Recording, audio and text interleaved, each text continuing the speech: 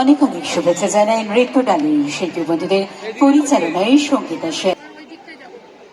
আমাদের মধ্যে এসে উপস্থিত হয়েছেন প্রাক্তন মাননীয় শ্রী ভাস্কর ভট্টাচার্য মহাশয়। আচ্ছা, তারপর আমরা চলে যাই নৃত্যানুষ্ঠানে। তোমার প্রাণের প্রান্তে বিস্মৃতি প্রদোষে হয়তো দিবে সে জ্যোতি, হয়তো ধরিবে কভু নাম হারা স্বপ্নের মুরতি।